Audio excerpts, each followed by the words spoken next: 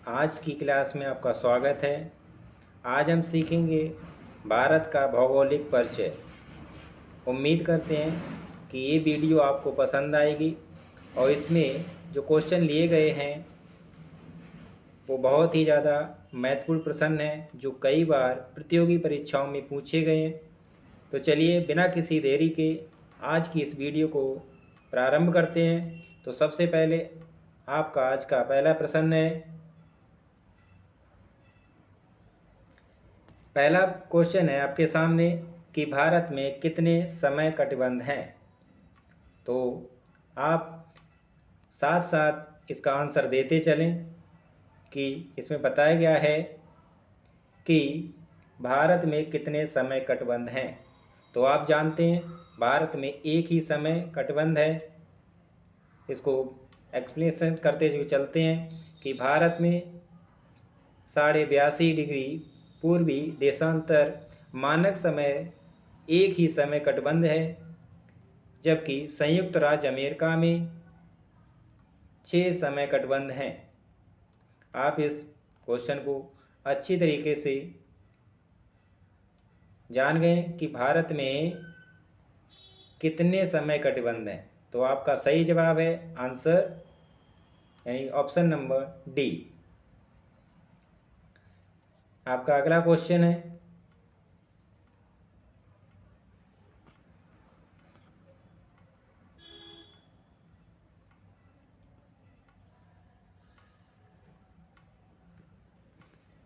भारत के भौगोलिक बिंदुओं के संदर्भ में निम्नलिखित में से कौन सा युग्म असत्य है। तो आप देखेंगे कि इसमें पहला जो ऑप्शन दिया हुआ है दक्षिण बिंदु इंदिरा पॉइंट है, ये ऑप्शन आपका सही है। पूर्वी बिंदु, क्या पूर्वी बिंदु है जिसको गुहार माथा जो गुजरात में स्थित है। आपका ऑप्शन नंबर सी उत्तरतम बिंदु इंदिरा कौल जो जम्मू कश्मीर में है, या आपका ऑप्शन नंबर डी मुख्य भूमि का दक्षिणतम बिंदु जिसे कैप कोमेरिन कन्याकुमारी तमिलनाडु में स्थित है। तो आपका जो आंसर है इसमें असत्य पूछा है कि इसमें कौन सा जो ऑप्शन है वो गलत है। तो जानते हैं आप ऑप्शन नंबर जो दिया हुआ है आपके सामने पूर्वी बिंदु, ऑप्शन नंबर बी यही आपका इस क्वेश्चन का आंसर हो जाएगा, क्योंकि आप जानते हैं कि जो ऑप्शन नंबर बी है उसमें बताया गया है, देखते हैं कि पूर्वी बिंदु जो किबथू के नाम से जाना जाता है ये अरुणाचल प्रदेश में है, और पश्चिमोत्तर बिंदु जिसे ग्वार माथा या गौर माथा के नाम से जाना जाता है जो गुजरात में है। और आपका अगला क्वेश्चन है आपके सामने कि भौगोलिक दृष्टि से भारत ग्लोब पर किस गोलार्ध में स्थित है। आप भी इसका जवाब सोचते चलें और बताते चलें। आपका ऑप्शन ए उत्तरी गोलार्ध में, ऑप्शन बी पूर्वी गोलार्ध में, ऑप्शन सी उत्तरी पूर्वी गोलार्ध में, या ऑप्शन डी उत्तरी पूर्वी गोलार्ध में। तो आपका सही आंसर होगा ऑप्शन नंबर डी उत्तरी पूर्वी गोलार्ध में। चलते हैं अगले क्वेश्चन पर। बताया गया कि भारत अक्षांशीय दृष्टि से उत्तरी गोलार्ध में है और 10 तथा देशांतरीय दृष्टि से पूर्वी गोलार्ध में है। इस प्रकार से आपका जो ऑप्शन नंबर डी है वो सही जवाब हो जाता है। अगला क्वेश्चन है आपके सामने, यहाँ पर बताया गया है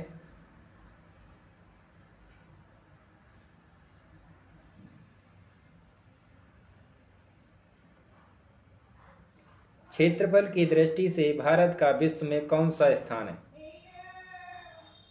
आपका ऑप्शन ए 8वां स्थान, ऑप्शन बी तीसरा स्थान, ऑप्शन सी प्रथम स्थान, ऑप्शन डी 7वां स्थान। तो आपको पता है कि भारत का क्षेत्रफल की दृष्टि से कौन सा स्थान है। जल्दी से आंसर को बताएं। तो आपका सही जवाब है ऑप्शन नंबर सी यानी 7वां स्थान। चलते हैं अगले क्वेश्चन पे। आपका सही जवाब हो जाएगा ऑप्शन नंबर डी। सबसे पहले देखते हैं कि क्षेत्रफल की दृष्टि से सबसे ज़्यादा जो सबसे फर्स्ट नंबर पे आता है उसका नाम है रूस, और दूसरे नंबर पे आता है जिसका नाम कनाडा, थर्ड पे चीन, फोर्थ पे संयुक्त राज्य अमेरिका, फिफ्थ पे ब्राज़ील, और इसके बाद सिक्स्थ पर आ जाता है ऑस्ट्रेलिया, और 7 नंबर पर अपना प्यारा भारत। तो इस प्रकार से आपका जो इस क्वेश्चन का सही आंसर हो जाएगा ऑप्शन नंबर डी। चलते हैं अगले क्वेश्चन पर। इसमें पूछा गया है कि भारत का दक्षिणतम बिंदु पिगमेलियन या जिसे पार्सन पॉइंट सुनामी की लहरों के कारण कब जलमग्न हो गया था। ये पूछा गया कि भारत का जो दक्षिणतम बिंदु है इसे पिगमेलियन द्वीप कहते हैं, या जो बताया गया है कि पार्सन पॉइंट सुनामी की लहरों के कारण कब जलमग्न हो गया था, यानी कब ये पानी से यानी जल से डूब गया था। तो आंसर बताएं इसका। आपका ऑप्शन ए है 2008 में, ऑप्शन बी 2004 में, ऑप्शन सी 2001 में, ऑप्शन डी 2007 में। जल्दी से आंसर को कमेंट करके बताएं कि इसका आंसर क्या होगा। आपका सही जवाब है ऑप्शन नंबर, जल्दी बताएं, ऑप्शन नंबर बी 2004 में। चलते हैं अगले क्वेश्चन पर। दोस्तों वीडियो अच्छी लगे तो वीडियो को लाइक और चैनल को सब्सक्राइब जरूर करें। इसी प्रकार आपके सामने प्रतियोगी परीक्षाओं में पूछे जाने वाले महत्वपूर्ण प्रश्नों की श्रृंखला आपके सामने प्रस्तुत करते रहेंगे। इसमें बताया गया है कि ग्रेट निकोबार है 6 डिग्री 4 मिनट उत्तरी अक्षांश पर स्थित पिगमेलियन या पार्सन पॉइंट सन 2004 में सुनामी की लहरों के कारण ये टूटकर जलमग्न हो गया था। चलते हैं अगले क्वेश्चन पर। इसी श्रृंखला का अगला क्वेश्चन है, इसमें पूछा गया है कर्क रेखा भारत के कितने राज्यों से होकर गुजरती है। आपका ऑप्शन ए दिया है 10, option B 8, option C 7, option D 9। उम्मीद करते हैं इस क्वेश्चन का आंसर सभी को पता होगा। आपका सही जवाब है ऑप्शन बी 8 राज्यों से। कौन कौन से वो 8 राज्य हैं, जल्दी से देखें। सबसे पहला राज्य है गुजरात, उसके बाद राजस्थान, उसके बाद मध्य प्रदेश, उसके बाद छत्तीसगढ़, उसके बाद झारखंड, उसके बाद पश्चिम बंगाल, और इसके बाद आता है आपका कौन सा है, त्रिपुरा, और इसके बाद मिजोरम। ये बिल्कुल सही क्रम है। वैसे आप इसको ट्रिक के माध्यम से भी याद कर सकते हैं, लेकिन वह ट्रिक के माध्यम से ये सीक्वेंस है ये सही नहीं होगा। आप इस तरीके से याद करेंगे कि पहला कौन सा है, पहला है गुजरात, पहला गुजरात, दूसरा राजस्थान, तीसरा मध्य प्रदेश, चौथा छत्तीसगढ़, और पांचवा झारखंड, और छठा है पश्चिम बंगाल, और सातवां त्रिपुरा।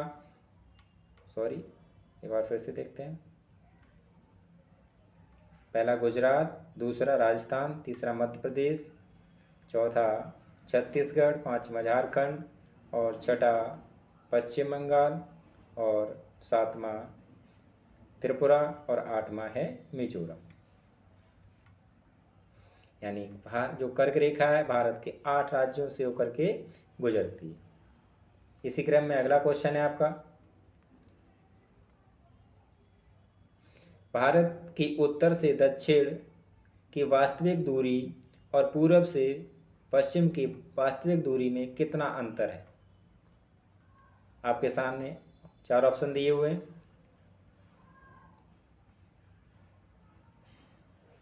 पहला है option A 752 kilometre, option B 281 kilometre, option C 251 kilometre, option D 876 kilometre.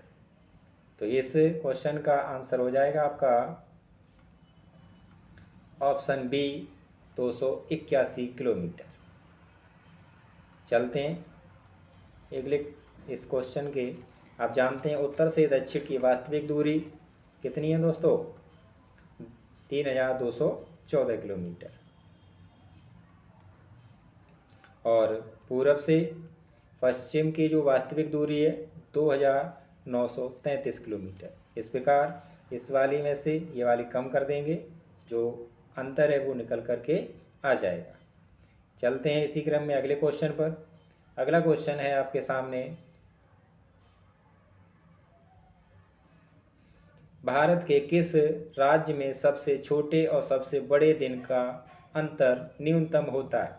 आपके सामने ऑप्शन है राजस्थान में, ऑप्शन बी केरल में, ऑप्शन सी हिमाचल प्रदेश में, ऑप्शन डी अरुणाचल प्रदेश में। तो आपका ऑप्शन बी सही जवाब है, केरल में। चलते हैं इसी क्रम में अगले प्रश्न पर आज के। केरल में सबसे छोटे व सबसे बड़े दिन का अंतर 45 मिनट होता है, जबकि लेह लद्दाख में यह अंतर 5 घंटे का होता है। तो अगर आपको ये क्वेश्चन पूछा जाए कि सबसे ज़्यादा अंतर किस राज्य में देखने को मिलता है, तो सबसे ज़्यादा है लेह लद्दाख में, 5 घंटे का अंतर देखने को मिलता है। इसी क्रम में आपके सामने अगला क्वेश्चन है,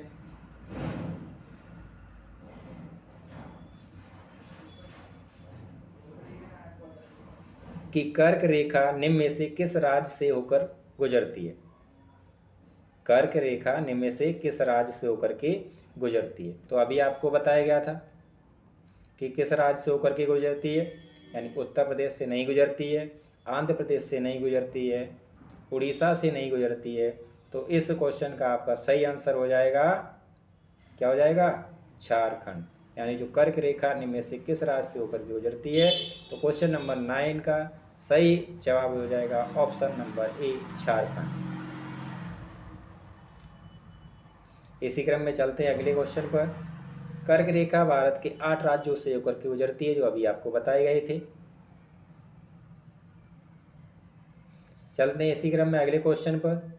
अगला प्रश्न आपके सामने है, क्वेश्चन नंबर 10, भारतीय उपमहाद्वीप में कुल कितने देश आते हैं? आपके सामने ऑप्शन है, option A 8, option B 4, option C 5, option D 7। तो इस क्वेश्चन नंबर 10 का आपका सही जवाब हो जाएगा ऑप्शन नंबर सी, यानी 5। भारतीय उपमहाद्वीप में कुल देशों की संख्या है वो है 5। इसी क्रम में चलते हैं अगले प्रश्न पर। कौन कौन से हैं वो भी आपको बता दिए जाएं। भारतीय उपमहाद्वीप में भारत के साथ साथ बांग्लादेश, भूटान, नेपाल, पाकिस्तान सहित ये कुल 5 देश आते हैं। इसी क्रम में चलते हैं अगले क्वेश्चन पर। आपका क्वेश्चन नंबर 11 आपके सामने है। पूछा गया है इसमें कि भारत का दक्षिणतम बिंदु कहाँ पर स्थित है? तो भारत का सबसे दक्षिणतम बिंदु कहाँ पर स्थित है? आपके सामने ऑप्शन दिए हुए हैं। Option A great Nicobar, option B Rameswaram, option D Lakshadweep, option D Kanyakumari. तो इस प्रश्न का आंसर क्या होगा दोस्तों? तो इसका सही जवाब है option number A, great Nicobar. चलते हैं अगले क्वेश्चन की तरफ। भारत का दक्षिणतम बिंदु इंदिरा पॉइंट जो ग्रेट निकोबार में स्थित है। क्वेश्चन नंबर 12 आपके सामने उपस्थित है। भारतीय मानक समय रेखा निम्न में से किस नगर से होकर गुजरती है? जो भारत की मानक समय रेखा है, जो आपको क्वेश्चन नंबर बताया गया था कि कितने अक्षांश से होकर के ये गुजरती है। तो आपके सामने ऑप्शन है, क्या पटना से, क्या नागपुर से, क्या दिल्ली से, क्या प्रयागराज से। तो इस क्वेश्चन का आंसर आप उम्मीद करते हैं कि आप जानते होंगे। इस क्वेश्चन का आंसर है ऑप्शन नंबर डी, प्रयागराज का एक शहर है जिसको जानते हैं आप, नैनी के नाम से जाना जाता है। यहाँ से होकर के गुजरती है। भारतीय मानक समय रेखा 82.5 डिग्री पूर्वी देशांतर इलाहाबाद के पास नैनी से होकर के गुजरती है। इसी क्रम में आपका अगला क्वेश्चन है दोस्तों, वीडियो में जो क्वेश्चन लिए गए हैं बहुत ही ज़्यादा महत्वपूर्ण प्रश्न हैं। आपको वीडियो अच्छी लगे, अगर हमारी मेहनत आपको मालूम पड़े कि इस वीडियो को बनाने में थोड़ी सी भी मेहनत की गई है, तो वीडियो को लाइक और हमारे चैनल को सब्सक्राइब ज़रूर करें। आपको इसी तरह महत्वपूर्ण प्रश्नों की श्रृंखला आपके सामने हम लाते रहेंगे। केवल हमें मोटिवेशन के लिए वीडियो को लाइक और चैनल को सब्सक्राइब और अगर हो सके तो वीडियो को शेयर ज़रूर करें। आपके सामने अगला प्रश्न है कि निम्नलिखित प्रमुख भारतीय नगरों में से कौन सा एक सबसे अधिक पूर्व की ओर अवस्थित है, यानी जो पूर्व की तरफ सबसे कौन सा निम्नलिखित में से स्थित है। तो आपके सामने ऑप्शन दिए हुए हैं। Option A Hyderabad, option B Bhopal, option C Bengaluru, option D Lucknow. तो इस प्रश्न का आंसर क्या होगा? आपका सही जवाब है ऑप्शन नंबर डी। क्या जवाब है आपका? Option number D. कौन सा शहर है आपको इसमें बताया गया है? ऑप्शन नंबर डी यानी लखनऊ। तो आपका इस क्वेश्चन का जो आंसर है वो हो जाएगा ऑप्शन नंबर डी।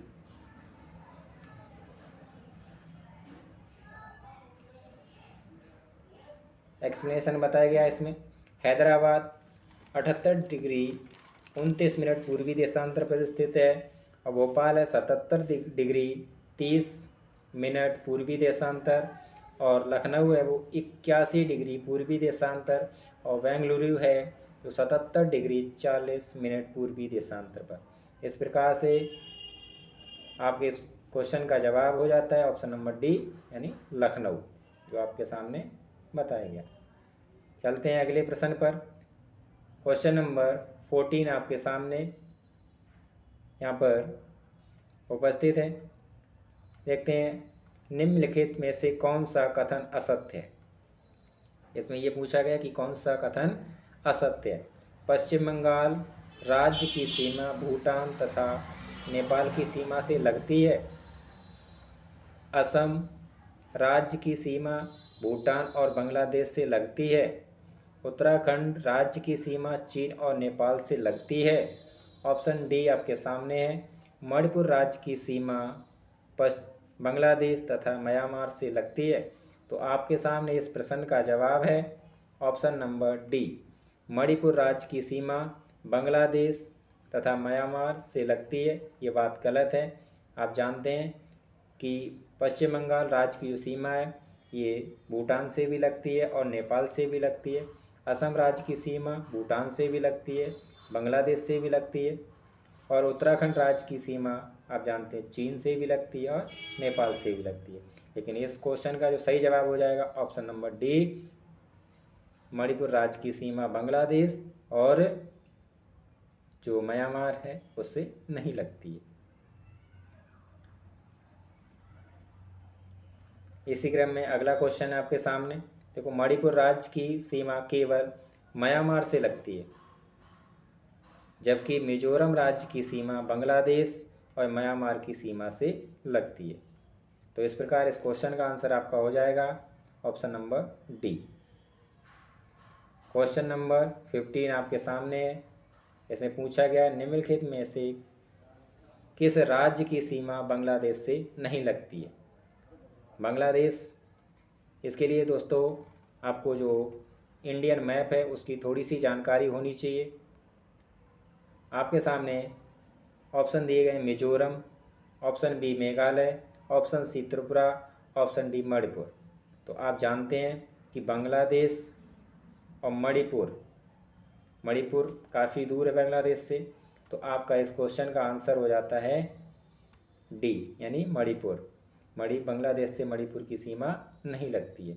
एक्सप्लेनेशन के साथ आपको बताया गया कि बांग्लादेश की अंतर्राष्ट्रीय सीमा से लगने वाले भारतीय राज्य पश्चिम बंगाल है, असम है, मेघालय है, त्रिपुरा है और मिजोरम है, लेकिन मणिपुर नहीं है।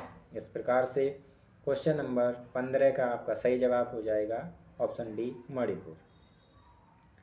अगला प्रश्न है आपके सामने। इसमें पूछा गया है कि कौन से भारतीय राज्य की अधिकतम सीमा म्यांमार को स्पर्श करती है। तो आपके सामने ऑप्शन है Nagaland, option B Mizoram, option C Manipur, option D Arunachal Pradesh. तो इस प्रश्न का आंसर होगा आपके सामने बताया गया है कि जिसका ऑप्शन नंबर डी यानी अरुणाचल प्रदेश। आप जानते हैं जो अरुणाचल प्रदेश है भारत का सबसे पूर्वी राज्य है और पूर्वी राज्य अरुणाचल प्रदेश है जो म्यांमार से सबसे अधिक सीमा को स्पर्श करता है। इसी क्रम में अगला क्वेश्चन है आपके सामने बताया गया है इसमें एक्सप्लेनेशन के साथ कि म्यांमार की अंतर्राष्ट्रीय सीमा को स्पर्श करने वाले भारत के जो राज्य हैं अरुणाचल प्रदेश है, उसके बाद नागालैंड है, मणिपुर है और मिजोरम है। इनमें से सर्वाधिक अंतर्राष्ट्रीय सीमा अरुणाचल प्रदेश की लगती है।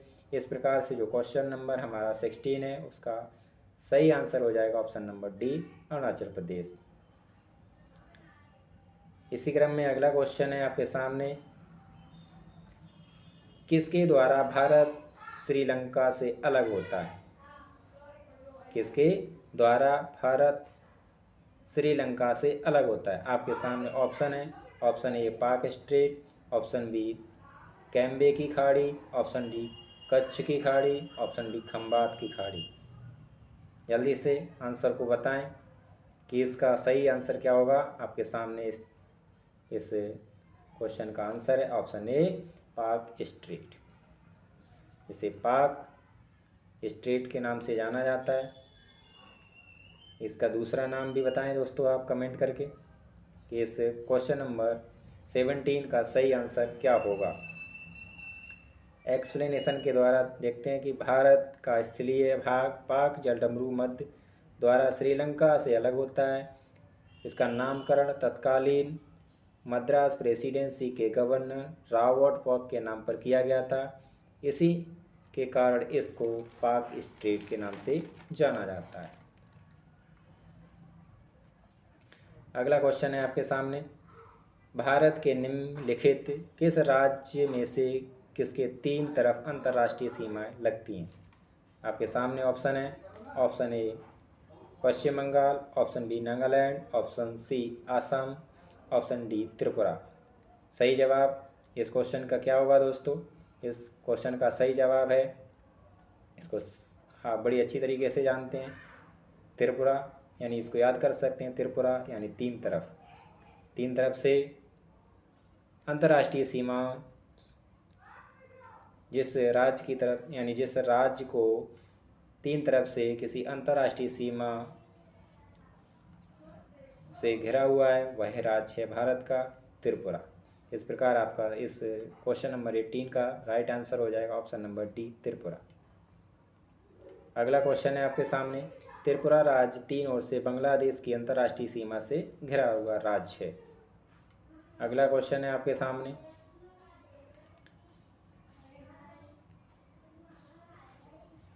जून माह में निम्न स्थानों में से कहां पर दिन की अवधि अधिकतम होती है? जून महीना में पूछा गया है कि ऑप्शन जो आपके सामने इनमें से दिन सबसे बड़ा कहां पर होता है? 19 क्वेश्चन नंबर 19 का जून महीने आपके सामने ऑप्शन दिए हुए हैं। पहला ऑप्शन है आपके सामने दिल्ली, दूसरा Hyderabad, option number C Bhopal और ऑप्शन नंबर डी चेन्नई। तो आप इस क्वेश्चन का आंसर बताएं क्या होगा। इस क्वेश्चन का आंसर होगा ऑप्शन नंबर ए यानी दिल्ली। आपके सामने नेक्स्ट क्वेश्चन है, यहाँ पर आपको बताया गया है सूर्य के उत्तरायण होने के बाद ये उत्तरी गोलार्ध में दिनों की अवधि उत्तर की ओर बढ़ती जाती है और जिसके कारण जो इन ऑप्शनों में दिल्ली की जो अवधि है वो सबसे अधिक होगी जून महीने। अगला क्वेश्चन है आपके सामने